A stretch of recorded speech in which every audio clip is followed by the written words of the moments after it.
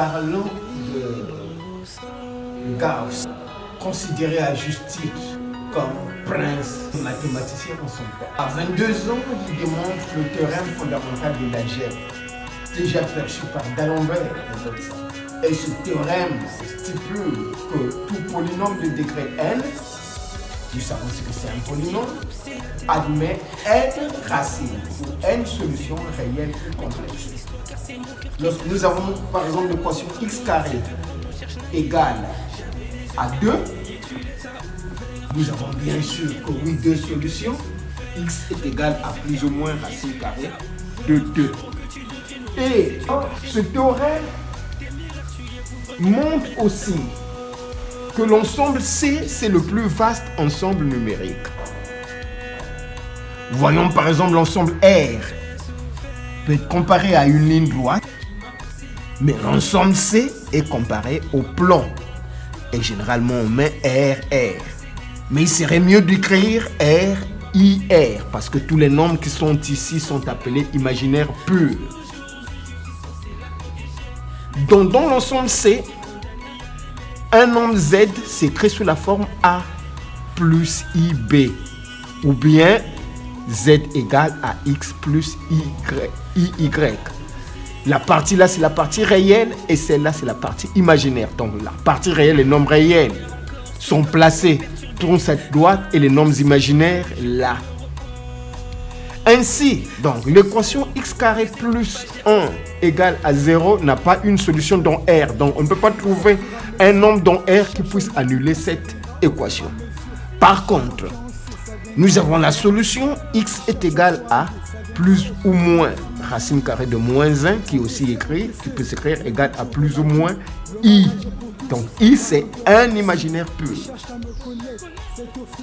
Alors la question qu'il faut se poser et qui montre par là même les limites de la thèse de doctorat de Gauss, si R correspond à la ligne droite, si l'ensemble C correspond au plan, mais à l'espace à 3 dimensions, est-ce qu'il y a un ensemble qui correspond à l'espace à 3 dimensions? Non, il n'y a pas un ensemble. Nous avons en effet découvert cet ensemble, c'est l'ensemble M, tel qu'un nombre mu s'écrit sous la forme A plus IB plus JC, ou bien X plus IY plus JZ, tel que I est égal à racine carrée de moins 1, un nombre imaginaire, et J égale à racine carrée de moins racine carrée de moins 1. Et ce nombre ou cet ensemble que nous nommons M, qui contient l'ensemble C, résulte de l'impossibilité de résoudre dans ou des limites, ou pas une impossibilité, mais certaines limites ou bien certains nombres inconnus qui ne peuvent pas être placés sur le plan.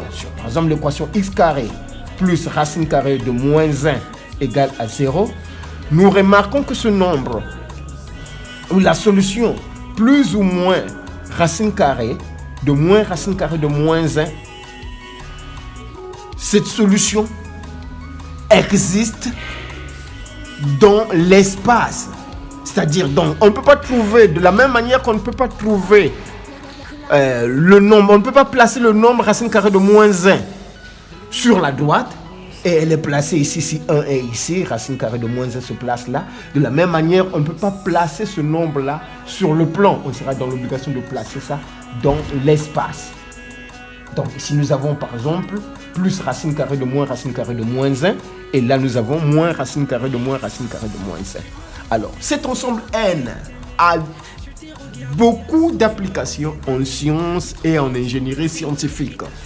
Et s'il y a beaucoup de problèmes qui ne sont pas encore résolus jusqu'alors, parce que la nécessité de cet ensemble M, qui est isomorphe à l'espace à 3 dimensions, est indispensable pour l'évolution de la science. Et nous allons donc, lors de la formation des scientifiques mathématiciens internationaux, et sur le thème électrification mathématique du monde, et par module, nous allons voir de façon approfondie ce qu'il faut apporter à la science Et lorsque nous parlons de la science universelle, dont toutes les grandes universités, académies des sciences et nations et industries bien sûr auront grandement besoin.